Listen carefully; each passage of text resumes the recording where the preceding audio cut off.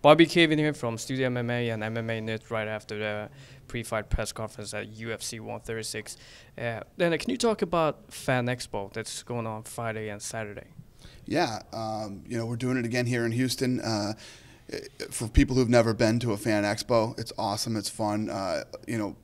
Most of the stars in MMA are there. You can get pictures taken. You can get stuff signed that you've had, memorabilia or whatever it is. There's tons of booths of people who are involved in the mixed martial arts business, all these products. There's tons of seminars going on with your favorite fighters that you can get into, and whether it's jiu-jitsu or Muay Thai or whatever it is. It's a great couple of days for hardcore fans. Are you going to be there and talk for the fans? I'm not doing a Q&A this time, but I'm going to be over there unveiling the new cover for Undisputed, the new UFC video game coming out. And it's coming out in 2012, correct? I think so, yeah. I don't know the exact date off the top of my head. Pretty stupid, I should know that, but I don't.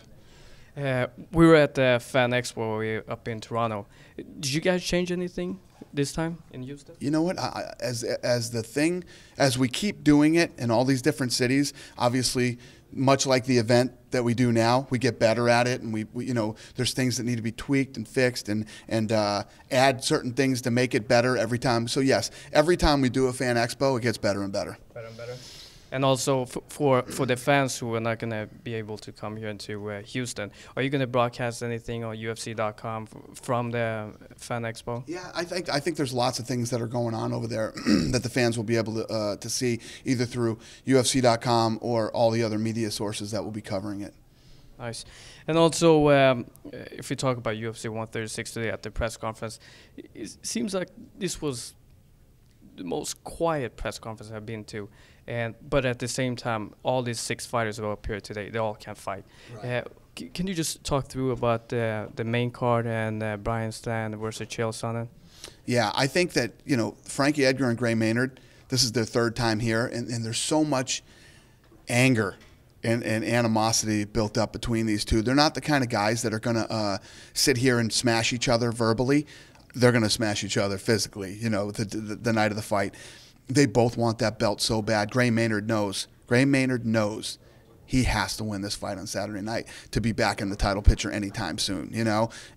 A lot is riding on this thing for him, and he's a little pissed off that that last fight was a draw. Frankie Edgar is still the champion. He's been walking around enjoying all the perks of being a champion, since their last fight, and Gray Maynard has not. So he's been stewing and living this nightmare for the last however many months that the fight took place. So I expect those two to have an absolute war. And then Kenny Florian and Jose Aldo, I mean, yeah, that's a great fight. I have a lot of respect for Kenny Florian as a fighter. I love when he goes in there and goes aggressively after guys and tries to finish them. That's Jose Aldo style. That's what that guy does. So if Kenny goes out and fights like he normally fights, that should be an absolute war and a fun fight. And then Chael Sonnen and Brian Stann, every time this guy fights, he gets better and better. He's one of the only guys I've ever seen since I've been involved in this sport that all the fighters respect so much. And it's not because of his fighting style or whatever. It's because of this war hero aura that he has. And no different with Chael Sonnen. I mean, if Chael Sonnen respects you and won't say anything bad about you, that says a lot. What's your comments about Chael Sonnen going out and talking all this, promotion talk, or he was talking about the Brazilian fighters in the past.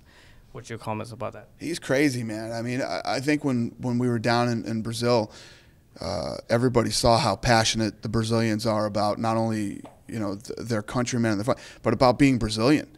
And there's no doubt he said a lot of crazy shit. And I don't know. He's a nutty dude. Do you have to call him up and say, stop saying all this stuff? Or? No, listen, I'm not his dad. You know what I mean? A lot of people feel like he's crossed the line and says some stuff that I should reprimand him. I'm not this guy's dad. He's not getting in trouble. He's not doing anything wrong. He's pissing off a lot of Brazilians. That's his problem. I'm one of the guys, too, that every time Chael Sonnen starts talking, I'm like, what did he say? That makes no sense whatsoever. I mean, I don't even know what he's talking about. I mean, I say that a lot when I hear stuff that he said, but I don't feel that he's done anything that I need to step in and say something to him about. the winner between Brian Stann and Chael Sonnen, will they get a shot at a title? It's tough to say because, you know, what happens if Dan Henderson beats Shogun? We'll see what happens. You know, timing and injuries and all these things are going to determine who gets that next shot. Now, during the week, we had a lot of stuff on the Twitter about the Machida, Gilbert Melendez. Is the Strikeforce fighter Gilbert Melendez Verdum coming over to UFC? We'll see. I don't know. I have a meeting right after this press conference to talk about that, so I'll know in the next couple hours probably. And then as far as Machida goes, you know, everybody thinks I'm mad at Machida and holding him out now because of that whole Anderson Silva thing. It's not true. I like Lyoto Machida. I don't dislike him at all. Right now, I just tried to make a fight with him and Davis. Yeah, and Davis's knee is still hurt, so we couldn't do the fight. So Machida's waiting right now for a couple of these fights to happen at 205 before he gets another fight. Question about your video blogs. You're very popular in Sweden, and I mean overall, your video blogs gets a lot of hits. Why do you think you're so popular? I don't know. You know, I think that we give the fans an interesting, unique, behind-the-scenes look at whatever it is, whether it's we're out doing goofy stuff or it's the cool stuff that happens behind the scenes at the fights. But I don't know. I can't really put my finger on what it is that makes them so popular. But this last one that we just put out, it did like 140,000 hits in one day. Yeah, 140,000 views in one day. And, you know, now these things are averaging about 300-something thousand every blog. So it's they're not only, you know, but they're getting bigger and bigger. And the last video blog was from the UFC 135 backstage. Mostly was from the backstage. What's your comments about all these fighters after the fight? They're very friendly to each other, and you know, they hug and stuff like that. Yeah, well, I know that. I've been seeing that for years backstage, and I mean, to people who don't watch UFC, and you know, they're kind of negative against the sport, especially in, you know, some countries in Europe, and they see this kind of stuff, and you know, 10 minutes before they're fighting, and now they're hugging and talking about the fight. I think that people who don't understand the UFC, who think it, you know, is what everybody thought it was at one time, would never expect to see that backstage.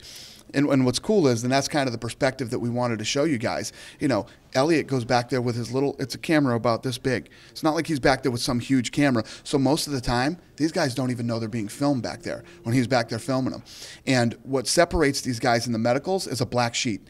And they're talking about the fight, and the guy they just fought is on the other side. You can hear it. And 99% of the time, they rip the curtain open and like, you know, that's what happens back there. So we thought it was a cool, you know, a cool behind-the-scenes perspective to show the fans what goes on really deep behind the scenes after a fight. But at the other end, for instance, is this a problem where a lot of fighters are very friendly to each other compared to boxing? When at the weigh-ins, they push each other, they start to fight at the weigh-ins. But here at the UFC, it seems like you don't have any tolerance for that. For even at the last weigh-ins at the UFC 135, I think we had 2 headbutts, and you stepped in right away, and you didn't look that happy. No. Here's the thing you have to understand, and that's what I understand. That's why I stand there. I stand there because at the weigh-ins, it's the time when they're at their most miserable. They've been training for months. They've been away from their families. They've been cutting weight. They're hungry. They're tired, and they just want this fight to be over. And that's when, it's one of my favorite things about the weigh-ins. What I love about the weigh-ins is that that's when the guys are at their most emotional and they're nastiest. And that's why the weigh-ins are so fun to watch. You tune in because as a fight fan, first of all, you want to see that your guy made weight. You want to see what kind of shape he's in. How does he look? And then the most important thing is that stare down.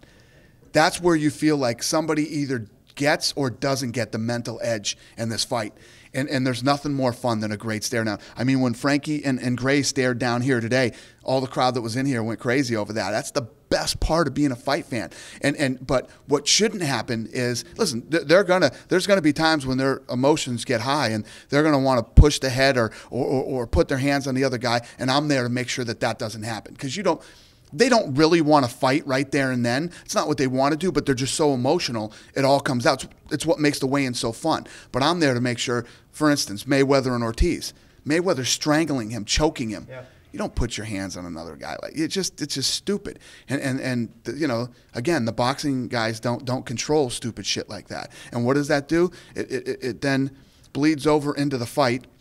And look what happens. You know, you choked me yesterday, and I headbutt you in the face today, and the referee doesn't control. Let's not even get going on that one again. But it's all part of when you put on an event and you put on all these great things that the fans like to see. You have to have control over it. You have to control what's going on. These two guys don't want to fight right now, but they're emotional. You know, and you'd never let another guy put his head on another guy's face. You know, that's why I hate when they both come in and they do that whole forehead to forehead thing.